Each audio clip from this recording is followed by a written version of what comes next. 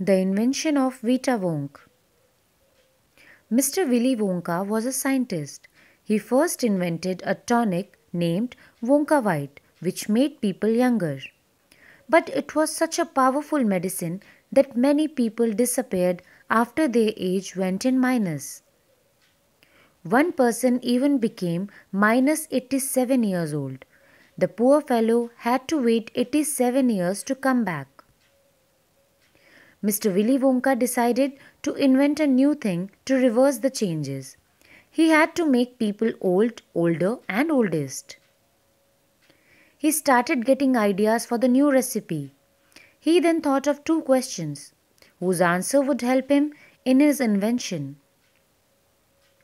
The two questions were, what was the oldest living thing in the world, and what lived longer than anything else?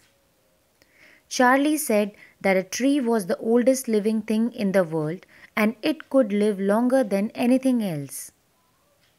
Mr. Wonka told Charlie that he was right. Then he asked him what kind of tree was required.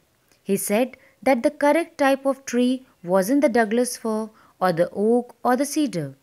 He said that a bristlecone pine tree was the correct one that grew on Wheeler Peak in Nevada, USA.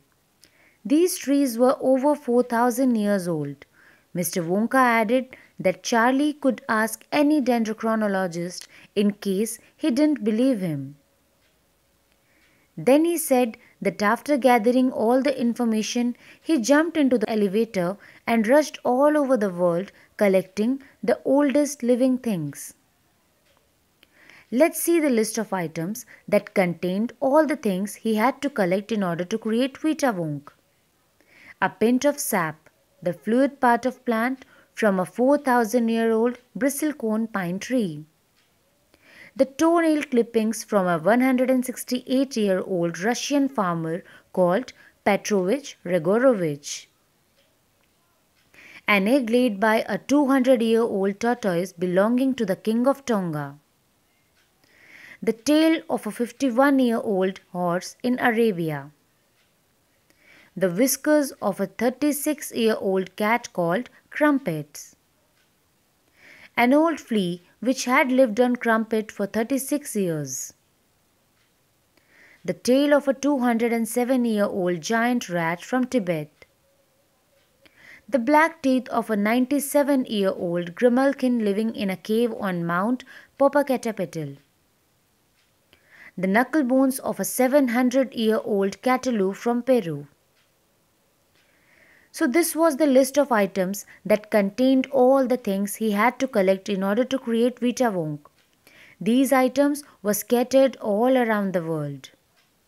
Mr. Wonka told Charlie that he had tracked down very old and ancient living beings which were located in different parts of the world.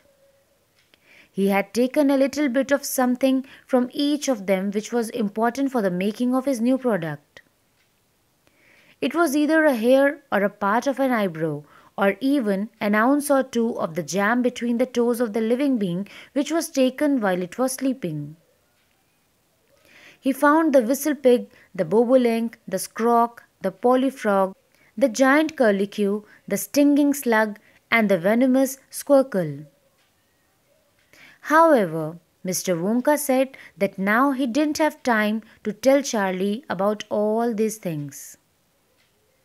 He said that after lots of boiling and bubbling and mixing and testing in his inventing room, he had been able to produce only one tiny cupful of Vita Wonk, which was an oily black liquid. He gave only 4 drops of the liquid to the 20-year-old Oompa Loompa volunteer, whom he considered to be very brave because anything could have happened to the Oompa Loompa.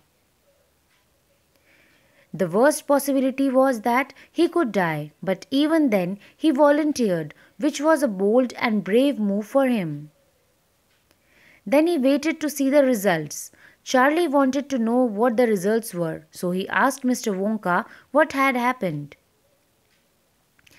Mr. Wonka told Charlie that the moment the Oompa Loompa swallowed the oily black liquid, he started getting wrinkles on his face and he started getting contracted like an old man. His hair started dropping off and his teeth fell out. Soon he became an old fellow of 75. His age went from 20 to 75. Hence, the result was positive and successful. And that's how Mr. Willy Wonka invented Vita Wonk successfully.